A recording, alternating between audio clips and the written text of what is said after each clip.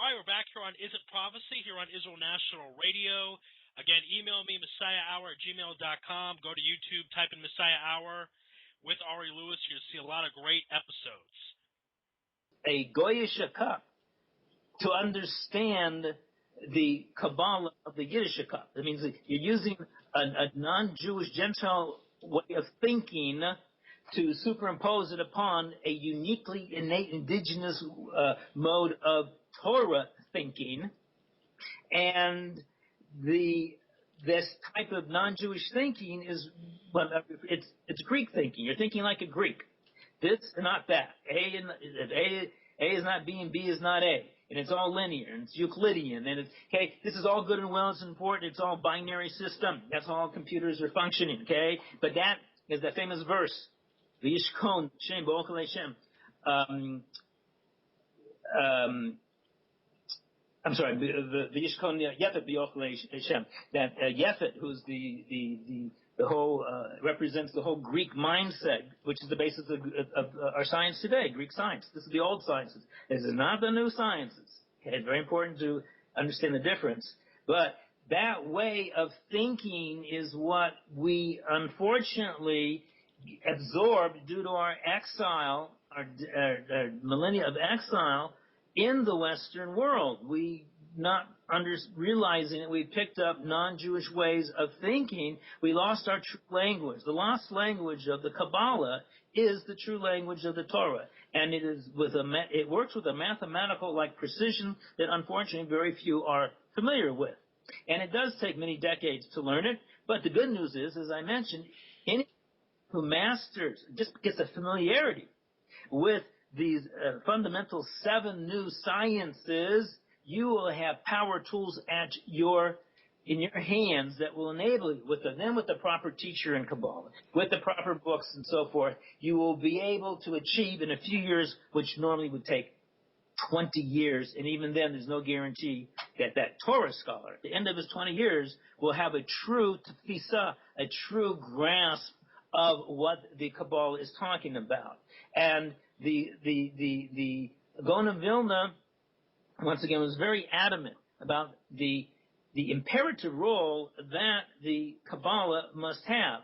And he points out, he says that most of Lurianic, the basics of Lurianic Kabbalah can be found where? In the last place you think to look? In the Talmud, in the Gemara. Okay? It's little known, once again, but a quarter to a third of the entire Talmud is not halacha. It's called Agadah, or Agadata. In the Agadata, which on the surface looks like all these strange stories, and midrashim, and mythology, and fairy tales, and bizarre statements, okay, that almost looked insulting to the sages, okay, that Agadata in there is encoded all the secrets of the Torah. And there are encoded into the Agadatas, and there's thousands of them. That is the last frontier of Torah exploration. And there are important codes, formulas, direction that's buried, hidden in those statements of the sages that were made in the first, second, third, fourth century, okay, that are crucial to our generation. They planted literal time containers that have many of these Agadatas have not been expounded, have not been opened up, for 1,000 years. They were left for our generation. What the information we need for our unique generation, especially when we cannot fully rely upon our leadership in this area. Once again, when it comes to halacha and musar and therapy and whatever it is, of course we go to our leaders. And they are leaders. And they are great men. There's no question about it. But this is the sad truth. When it comes to this area, anything involved with Messiah, they cannot give you clear statements. And they cannot give you, even if they give you a statement, they can't explain it. And they can't integrate it with the whole rest of the Torah. And the truth is that they're not talking about it in one form or another all the time. In my humble opinion, it's because they do not fully understand the role that this information, must play. We need it desperately now. We are a body without a head. And it's a haval, it's a great shame, because we're sitting right on top of it. The secrets of the universe are buried in the midrashic and the agadic statements of our sages. And we see this, the Gaon of Vilna wrote commentaries on the Agadita. It's all Kabbalah. It's pure math, pure mathematics. He's talking pure Lurianic Kabbalah, the language. That is our lost language. The famous verse in Zephaniah, I will convert all the nations, that includes the nation of Israel, to a pure language. That language, of all the sciences, the mathematicians maintain that math is the queen of the sciences. Why? Because it's absolutely precise. There's no misunderstanding. Nothing is ambiguous. It's just a pure abstract language. Okay? And once you understand that, then you can apply it in different ways. Well, that is the Sva Brura. That is the pure language that all humanity is going to convert to. That is our language. That's the lost language of the Torah, which is the mathematical-like notation and symbolism and terminology of the Kabbalah.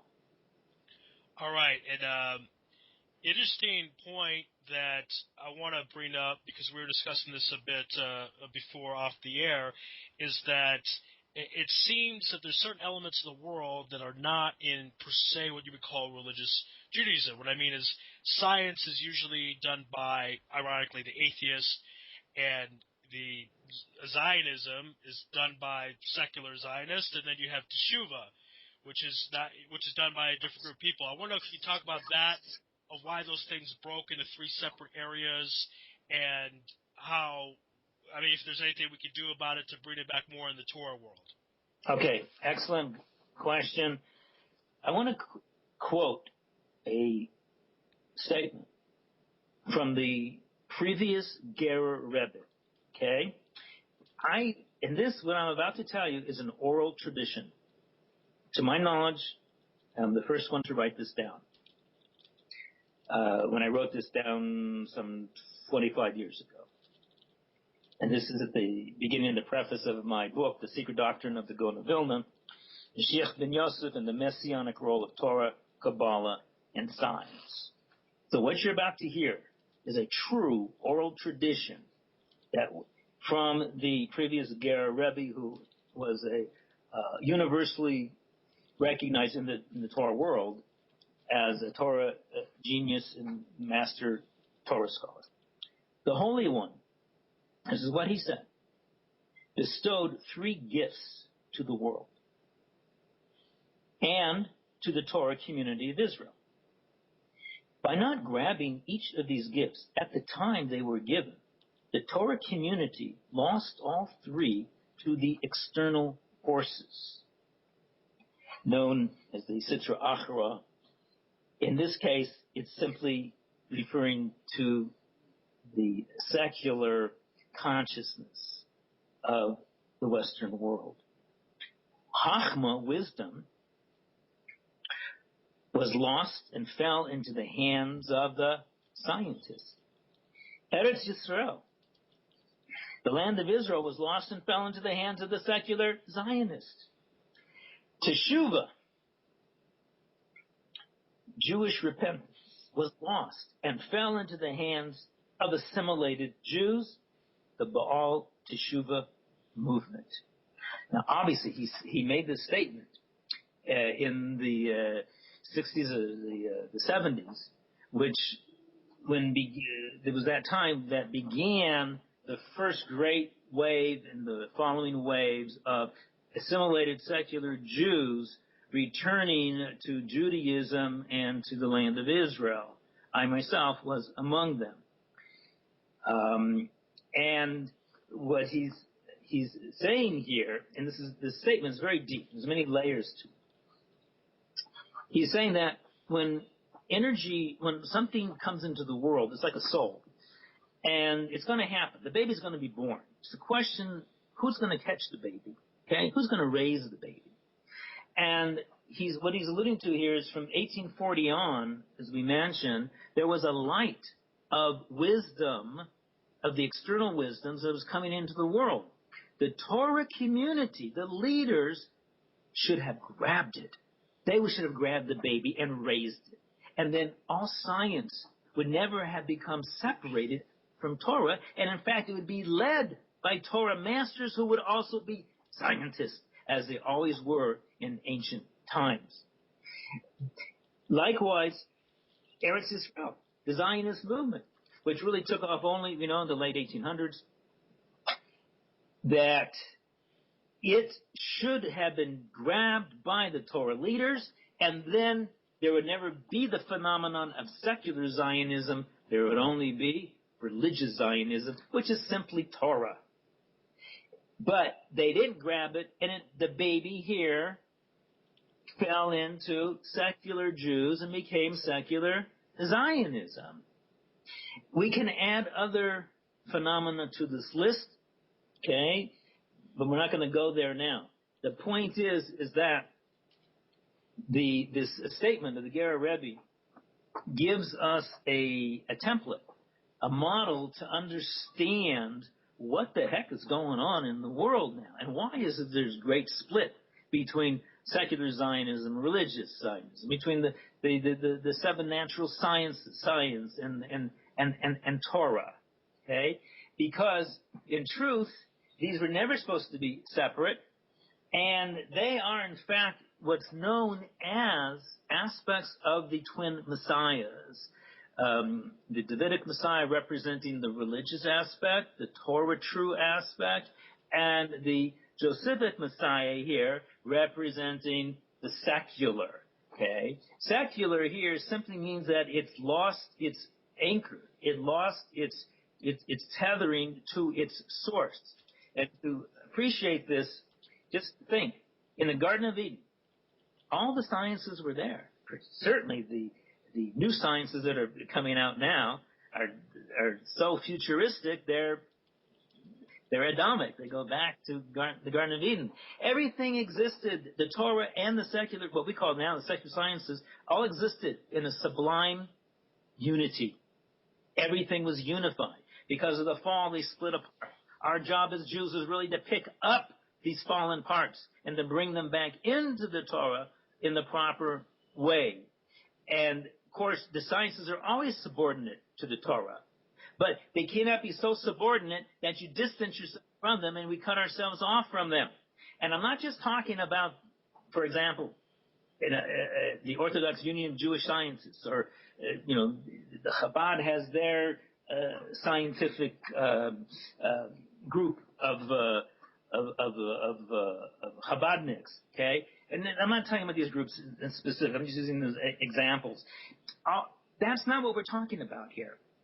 All they're doing is, and it's wonderful the work that they're doing, and, call it kavod, and it should continue. But they're just showing you, well, here in Torah, there's also, the rabbis already knew this. This is nothing new, okay? It's basically taking an apologetic approach. And they're finding ways to utilize the sciences to enhance the Torah learning or enhance life or whatever. We're talking about something very different here. We're talking about literally developing a mindset that sees everything holographically, that sees everything through a fractal lens, that sees everything through dual brain information processing, that sees everything through the shape of what's called a torus, which is the fundamental shape of the Torah. It's a little quirk that Taurus and Torah sound so similar, but that might just be part of God's humor. And there's many, many others, because when it finally is over, we're going to say, why didn't you just tell us and just show us? He's going to show us. It was right in our face the whole time, left and right. But because we didn't have the proper glasses, we didn't know how to look. We didn't see what was right in front of us. And that certainly includes our Torah and our Kabbalah. We have to not only look at the past of how Torah has been learned, we have to look into the future of how Torah is going to be learned and understood and observed in the Messianic age itself. If you don't have a model, you cannot evolve. Because what are you going to evolve into? You don't know what it is. You have to have a mentor. You have to have an example. You have to have some idea, a clear idea of what it is that you want now to shift into, to move into. And because the Torah leadership, for the most part, once again, let there be exceptions. Let there be more exceptions to the rule. Kol Hagavol, I'd be so thrilled. But just based upon what I know through my chavrusas and my own 40-year experience in the Torah world, okay, it's just not happening for many complex factors. We're not pointing fingers. No one is to blame because there are sociological factors. There are historical factors. Just the fact of where it's a miracle Jewish people are alive. We've been so discriminated against and exiled and persecuted and tortured and murdered. It's a miracle we even have the remnant of Torah that we have today. But this is not Torah. We're on the verge, literally the threshold of a whole new Torah. And no, it's not the new Torah, Reform Judaism, Conservative Judaism. Okay, we're talking about, it's the same Torah, but it's the soul of our Torah. We are now, what we have now is what can be referred to as Torah B. Okay? In the Messianic era, we are going to regain Torah A. Now, very careful. Torah A and Torah B are the same Torah. The Torah B is the garment that Torah A wears. Torah A is the Torah that Adam had in the Garden of Eden. Did he have the Torah? Of course he did. There's many references that refer to that, but they don't make any sense until we understand we're talking about higher dimensionality here. Okay? This is the Torah that was originally given to Klal Yisrael at Har Sinai. If it had not been for the collapse of the golden calf. This is Torah A. Now, so it happens. Torah A and Torah B, the A can also stand for Atzilut. That's the highest level, the world of emanation. That's the higher dimension. Torah B is for Bria. Bria, which also includes Bria, Yetzirah, and Asiya, the world of creation, formation, and actuation. Okay? Those are the three lower dimensions. So see how Torah A and Torah B is what we're working with here? There's two major parallel dimensions here. They interface with each other. And all Torah and Mitzvah is about how connecting this collapsed reality, which is us, back with our original reality, which is Adam. We're all just trying to get back to Adam. It literally is back to the garden.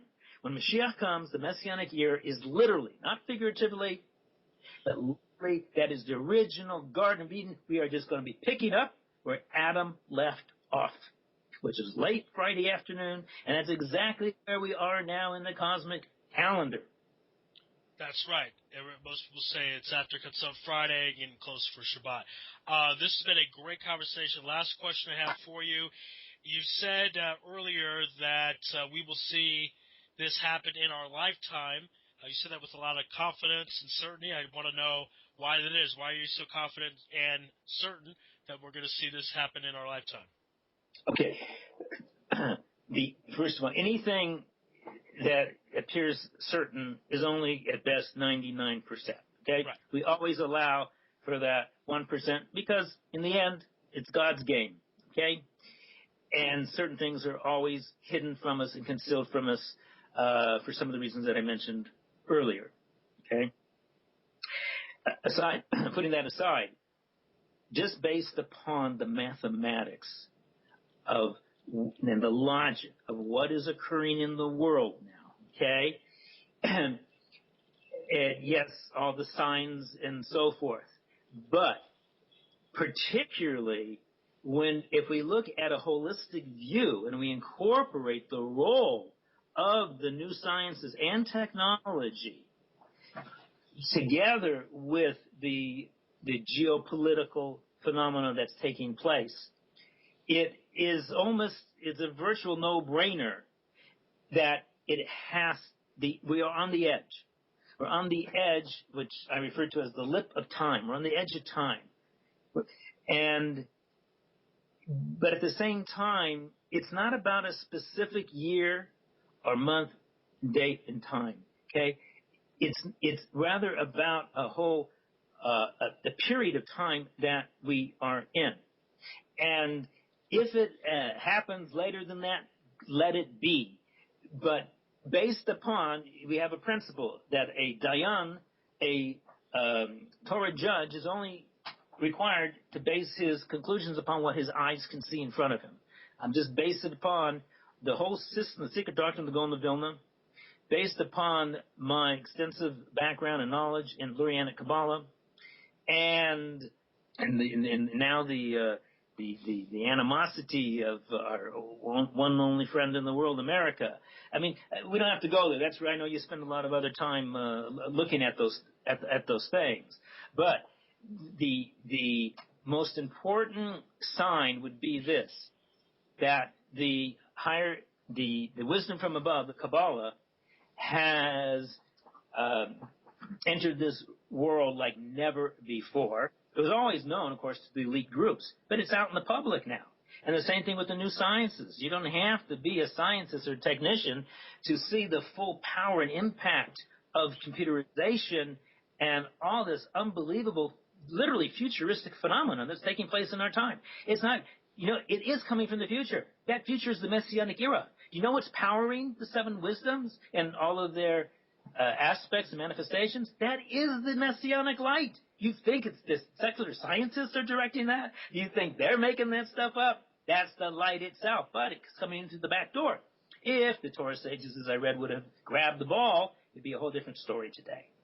But we cannot deny, just because it fell out, well, you got to pick it up and get it back.